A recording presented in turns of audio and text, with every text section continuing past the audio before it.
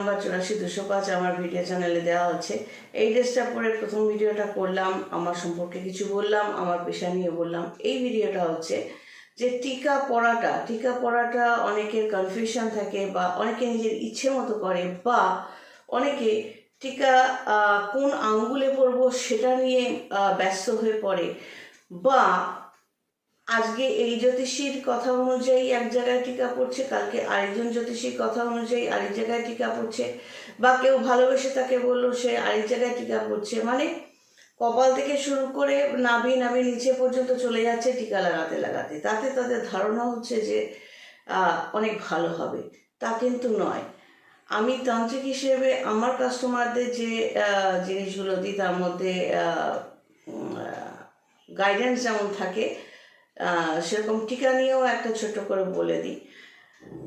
টিকা হলো একটা সর্বোৎকৃষ্ট জিনিস, যেটা আমাদের এখানে এই জায়গাটাকে, আমাদের শরীরে 6টা চক্র আছে, আরও ডিটেলসে গেলে 7খানা চক্র আছে। সেই চক্র শাস্ত্র বুঝিয়ে তো লাভ নেই। তো আমি সাদামাটাভাবে বলছি, টিকা সবসময় ভগবানের আশীর্বাদ হিসেবে যেহেতু ধরা হয়, তো ফার্স্ট প্রেফারেন্স হচ্ছে ঠিক 2 ভুরুর মাঝখানে এখানটায় টিকা পরা। সেকেন্ড অপশান হচ্ছে এখানটায়, বুকের এখানটায় পরা। এর নিচে নামার কোনো প্রয়োজন নেই বা উচিতও না।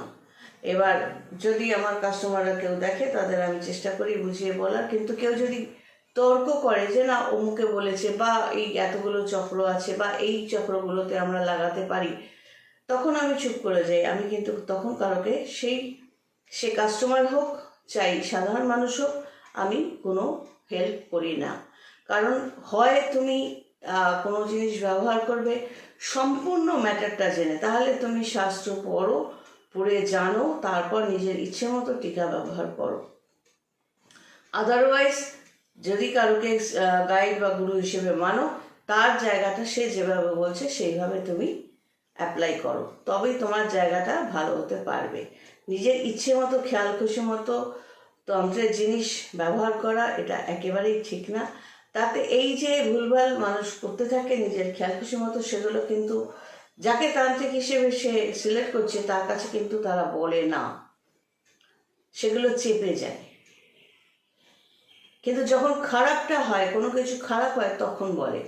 আবার যখন খারাপটা ভালোর দিকে টার্ন নেয়, তখন আবার ভুলে যায়, বলতে ভুলে যায়।